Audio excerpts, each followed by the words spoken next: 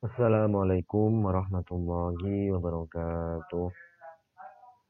Bismillah walhamdulillah wassalatu wassalamu ala rasulillah wa ala alihi wa sahbihi wa man wala amma ba'd. Jumpa lagi untuk pertemuan yang ke-9 kali ini dengan mata kuliah studi Al-Quran Hadis bersama saya Bapak Muhammad Ahmed dengan para mahasiswa dan mahasiswi IAIN Kudus yang cintai. Untuk pertemuan kali ini kita akan berganti tema, berganti materi dari Al-Quran menuju materi yang berkaitan dengan Al-Hadis. Kita awali dengan materi hari ini adalah pengertian hadis, kedudukannya, fungsi dan perbedaannya dengan hadis qudsi. Sebagai mukaddimah, perlu disampaikan di sini bahwasanya Al-Quran Al-Karim disifati sebagai firman yang qadim atau dahulu, kalamun qadim la yumallu sama'u. Sedangkan al-hadis disifati sebagai sabda Nabi yang hadis, yakni baru. Ini kalau kita lihat secara bahasa. Al-Quran adalah qadim, dahulu, sedangkan hadis adalah hadis, yakni baru. Al-hadis sendiri merupakan sumber ajaran Islam yang kedua setelah Al-Quran. Jadi menempati peringkat kedua setelah Al-Quran.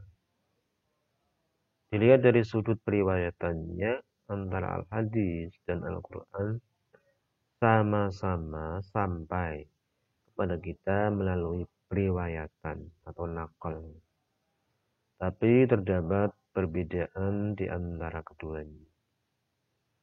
Untuk Al-Quran, semua periwayatannya berlangsung secara mutawatir. Mutawatir ini sudah kita jelaskan pada pertemuan-pertemuan ini. Sedangkan periwayatan hadis sebagian berlangsung secara mutawatir dan itu jumlahnya lebih sedikit, dan sebagian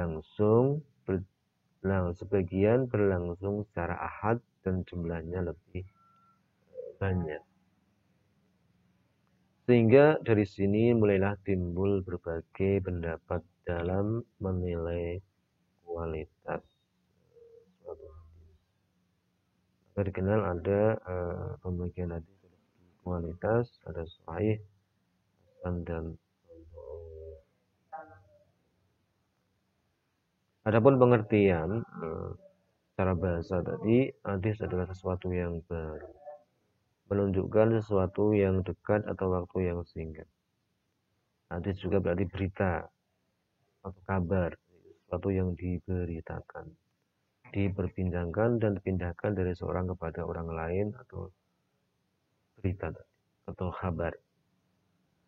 Sedangkan menurut istilah syara adalah hal-hal yang datang dari Rasulullah SAW, baik itu ucapan, perbuatan, atau pengakuan yang disebut dengan takrir. Sehingga di sini bisa dijelaskan sebagai berikut. Hadis yang berupa ucapan disebut dengan hadis qauliyah, yaitu hadis Rasul yang disabdakan atau diucapkannya dalam berbagai tujuan dan situasi. Yang kedua adalah hadis yang berupa perbuatan-perbuatan Nabi yang disebut dengan hadis fi'liyah. Seperti perbuatan melakukan sholat lima waktu dengan tata caranya dan rukun-rukunnya, perbuatan melakukan wudhu dan seterusnya, perbuatan menunaikan ibadah haji dan manasik-manasiknya, perbuatan menentukan, memutuskan suatu hukum atas suatu perkara atau perselisihan dan seterusnya. Itu adalah hadis fi'liyah. Yang ketiga adalah hadis takririyah, yaitu perbuatan sebagai para sebagian sahabat melakukan suatu perbuatan yang telah diakui oleh Nabi. Baik perbuatan itu berbentuk ucapan atau perbuatan, sedangkan ikrar itu ada kalanya dengan cara mendiamkannya. Nabi diam ketika melihat seorang sahabat melakukan dan atau melahirkan anggapan baik terhadap perbuatan itu sehingga dengan adanya ikrar dan persetujuan itu. Bila seseorang melakukan suatu perbuatan atau mengemukakan suatu ucapan di hadapan Nabi atau pada masa Nabi, sedangkan Nabi mengetahui apa yang dilakukan orang itu dan mampu menyanggahnya. Namun Nabi diam dan tidak menyanggahnya, maka hal itu merupakan pengakuan dari Nabi. Keadaan diamnya Nabi itu dapat dilakukan pada dua bentuk. Yang pertama, Nabi mengetahui bahwa perbuatan itu pernah dibenci dan dilarang oleh Nabi. Dalam hal ini, kadang-kadang Nabi mengetahui bahwa siapa pelaku berketerusan melakukan perbuatan yang pernah dibenci dan dilarang itu.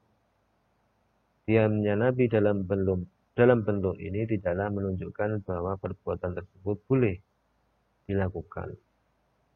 Dalam bentuk lain, Nabi tidak mengetahui berterusannya si pelaku itu melakukan perbuatan yang dibenci dan dilarang itu. Diamnya Nabi dalam bentuk ini menunjukkan pencabutan larangan.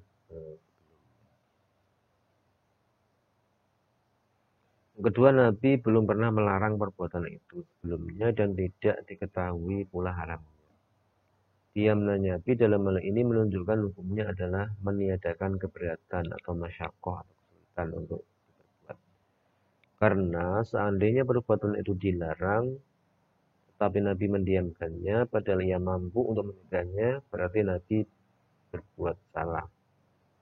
Sedangkan Nabi terhindar dari bersifat atau berbuat kesalahan. Sedangkan kedudukan hadis dalam kedudukannya sebagai bayan atau penjelas, hadis kadang-kadang memperluas hukum dalam Al-Quran atau menetapkan sendiri hukum di luar apa yang ditentukan Allah dalam Al-Quran. Kedudukan hadis sebagai bayan atau menjalankan fungsi yang menjelaskan hukum Al-Quran tidak diragukan lagi dan dapat diterima oleh semua pihak. Karena memang untuk itulah Nabi ditugaskan Allah Subhanahu wa Ta'ala. Namun dalam kedudukan hadis sebagai dalil yang berdiri sendiri dan sebagai sumber kedua setelah Al-Quran menjadi bahan perbincangan di kalangan ulama. Perbincangan ini muncul disebabkan oleh keterangan Allah sendiri yang menjelaskan bahwa Al-Quran atau ajaran Islam itu telah sempurna. Oleh karenanya tidak perlu lagi ditambah oleh sumber yang lain.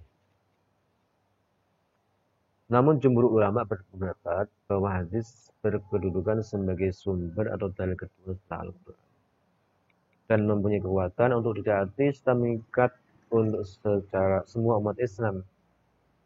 Jumhur ulama mengemukakan alasannya dengan berbagai dalil, diantaranya banyak ayat Al-Quran yang menyuruh umat Islam untuk mentaati Rasul. Ati'ullaha wa ati'ur Rasul.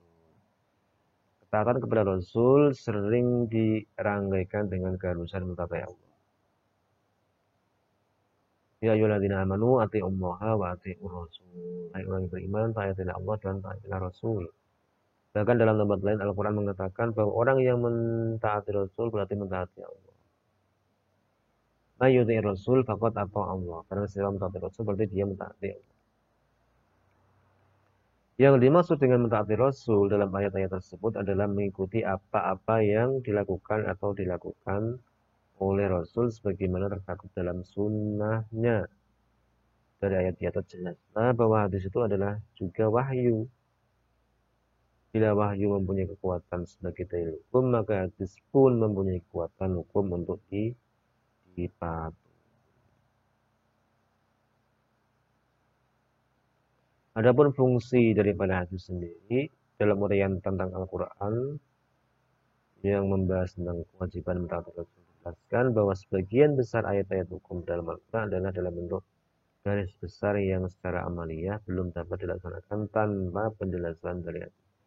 Jadi dalam Al-Quran banyak kita temui ayat-ayat yang berisi secara mengandung ajaran yang bersifat global atau garis besar atau masih umum yang memerlukan penjelasan. Ya, siapa yang menjelaskan? ya Rasulullah SAW dalam hadis atau sunnah. Dengan demikian, fungsi hadis yang utama adalah untuk menjelaskan Al-Quran. Dan ini sesuai dengan penjelasan Allah dalam surah An-Nahl ayat 64. وَأَنزَلْنَا إِلَيْكَ الذِّكْرَ لِتُبَيِّنَ لِلنَّاسِ مَا نُزِّلَ.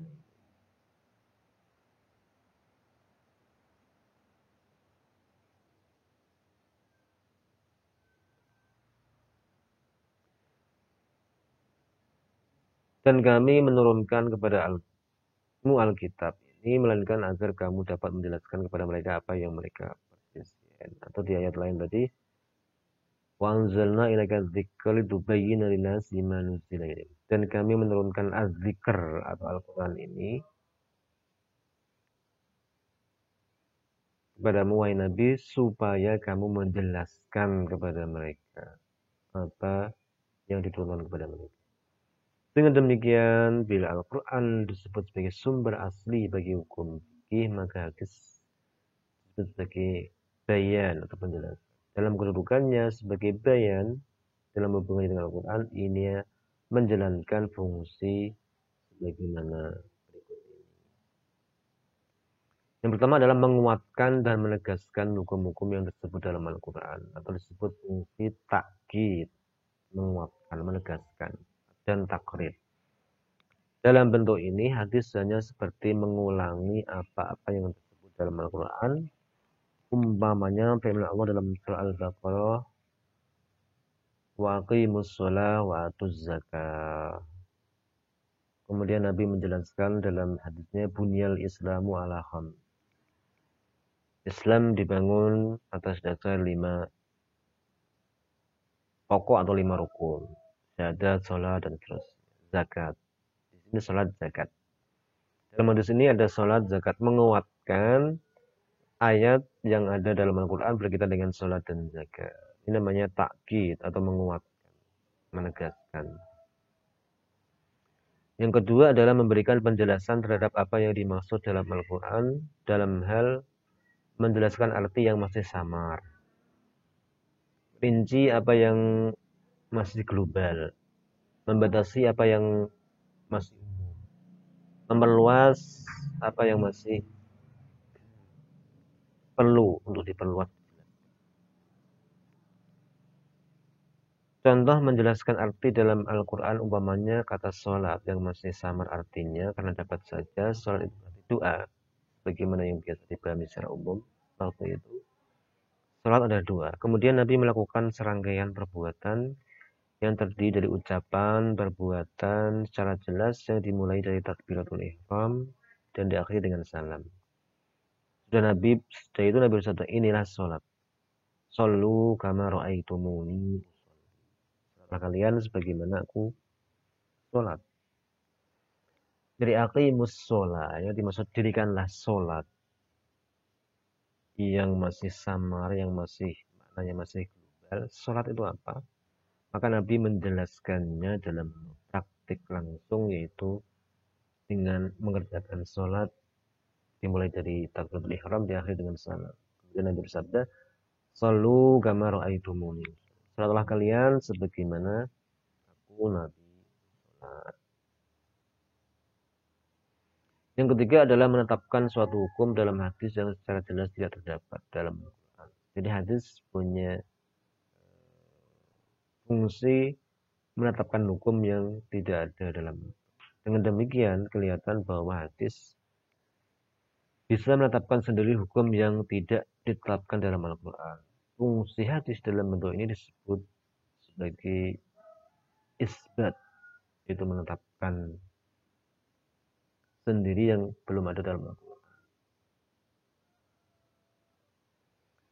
Sebenarnya bila diperhatikan dengan teliti akan jelas bahwa apa yang ditetapkan hadis itu pendekatnya adalah penjelasan terhadap apa yang disinggung Al-Quran atau memperluas apa yang disebutkan dalam Al-Quran secara terbatas.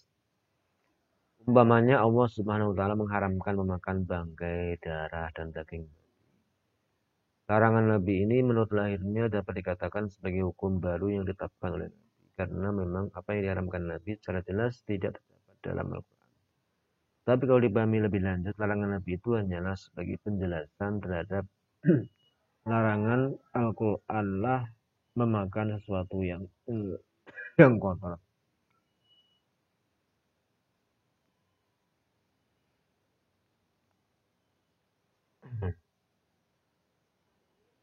Nah, pengertian hadis qudsi. Sekarang perbedaan ya.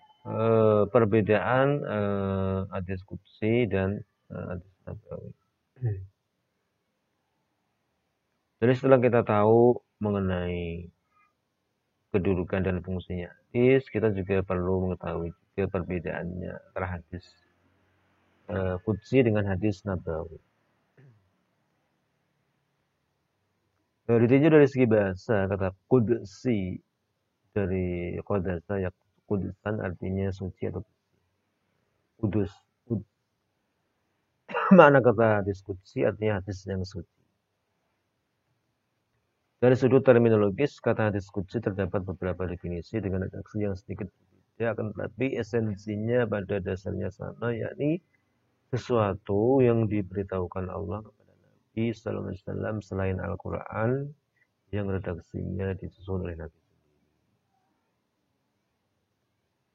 Hingga disebut hadis qudsi. Kalau semuanya lafal, makna, redaksi dan isi dari Allah, maka disebut Al-Quran. Karena redaksinya dari Nabi, maka masuk dalam kategori hadis. Hadis qudsi dan juga ada hadis nabawi. Hadis qudsi disebut juga dengan istilah hadis ilahi atau hadis rabbani. Secara etimologis, hadis qudsi merupakan nisbah kepada kata qudus yang mempunyai arti bersih atau al-qudus. Hadis qudsi adalah kalam yang maknanya dari Allah dan lafalnya dari Nabi Sallallahu Alaihi Wasallam. Atau dengan ibarat lain, kalam yang dinisbahkan kepada Nabi dan maknanya bersumber dari Allah. Hadis qudsi ini sering diistilahkan dengan hadis ilahi, nisbat kepada ilahi atau ketuhanan, atau hadis rabbani, nisbat kepada Rabb. Penisbatan ini mengindikasikan adanya makna kemuliaan, keagungan, kesucian karena disandarkan kepada Allah yang Maha Suci. Adapun perbedaannya antara hadis qudsi dengan hadis nabawi, jadi antara hadis dinisbahkan kepada Allah dengan al-qudsi dan dinisbahkan kepada Nabi disebut dengan nabawi, qudsi dan nabawi. Perbedaan antara hadis nabawi dan hadis qudsi dapat dilihat dari segi penisbatan, yaitu hadis nabawi dinisbatkan kepada Rasul nabawi, Nabi, dan diriwayatkan dari beliau sehingga dinamakan hadis nabawi. Adapun hadis qudsi dinisbatkan kepada Allah, oleh karena itu ia dibatasi dengan sebutan al-quds atau al-ilahi. Hadis qudsi, hadis ilahi, hadis rabbani, yakni penisbatan kepada zat yang maha tinggi dan maha suci. Di antara perbedaannya yang kita lihat di sini, satu, pada hadis nabawi Rasulullah SAW menjadi sandaran sumber pemberitaan. Jadi berakhir hadisnya dengan qala Rasulullah sallallahu alaihi wasallam. An Nabi Hurairah qala Rasulullah sallallahu alaihi wasallam. Jadi sandaran terakhir sumber pemberitaan adalah Nabi sallallahu alaihi wasallam sendiri. Sedangkan pada hadis qudsi beliau menyandarkannya kepada Allah. Nabi melanjutkan lagi qala Rasulullah qala Allahu azza wa jalla misalnya. Dari Abu Hurairah Rasulullah bersabda, Allah berfirman. Jadi dilanjutkan dengan qala Allah. Jadi sumber terakhir ini adalah qala Allahu azza wa jalla. Pada hadis qudsi Nabi memberitakan apa yang disandarkan kepada Allah dengan menggunakan redaksinya sendiri. Perbedaan yang kedua, pada hadis qudsi Nabi hanya memberitakan perkataan atau qauli. Sedangkan pada hadis nabawi pemberitaannya meliputi perkataan atau qauli, perbuatan atau fi'li, dan persetujuan atau takrir. Di hadis qudsi ini biasanya adalah hadis pada qaul, perkataan atau firman Allah Subhanahu wa taala. Yang ketiga, hadis nabawi merupakan penjelasan dari kandungan wahyu baik secara langsung maupun tidak langsung. Maksud wahyu yang tidak secara langsung, Nabi beristihad terlebih dahulu sebelum menjawab suatu masalah. Jawaban itu terkadang sesuai dengan wahyu dan juga terkadang sesuai. Jika tidak sesuai maka datanglah wahyu untuk meluruskan. Karena Nabi selalu dikawal oleh wahyu. Hadis qudsi wahyu langsung dari Allah Subhanahu wa taala. Sedangkan hadis qudsi adalah wahyu langsung dari Allah Subhanahu wa taala. Yang keempat, hadis nabawi lafal dan maknanya dari Nabi menurut sebagian pendapat, sedangkan hadis qudsi maknanya dari Allah dan redaksinya disusun oleh Nabi. Ini menurut satu pendapat. Yang kelima, hadis qudsi selalu menggunakan ungkapan orang pertama, itu aku Allah. Atau hai hambaku ya ibadi. Sedangkan hadis nabawi tidak menggunakan redaksi tersebut. Misalnya hadis qudsi tentang puasa. Asyamuli, puasa adalah milikku Allah. Wa ana ajzi bih, dan akulah Allah yang akan membalas pahala puasa. Atau dalam hadis lain, anna inda dhanni abdi bi, aku Allah adalah menurut prasangka hambaku kepadaku. Misalnya hadis qudsi tentang larangan untuk berbuat zalim.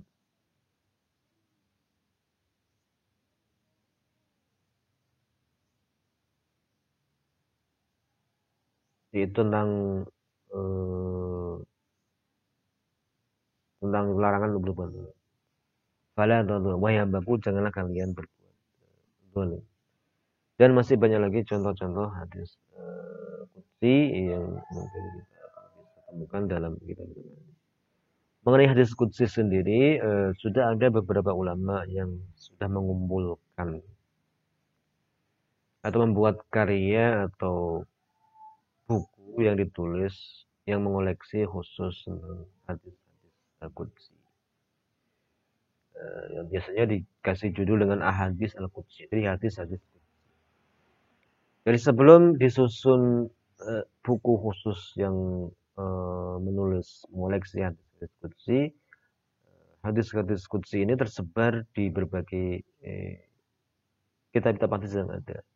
Di Sahih Bukhari, Sahih Muslim, Sunan Abu Dawud, Sunan Tirmidzi, Sunan Nasa'i, dan kitab-kitab hadis lainnya tersebar berbagai macam hadis qudsi. Kemudian muncullah inisiatif para ulama untuk memisahkan, untuk mengoleksi sendiri dan menulis buku kumpulan dari hadis-hadis qudsi sehingga memudahkan kita untuk mengetahui hadis-hadis qudsi tersebut.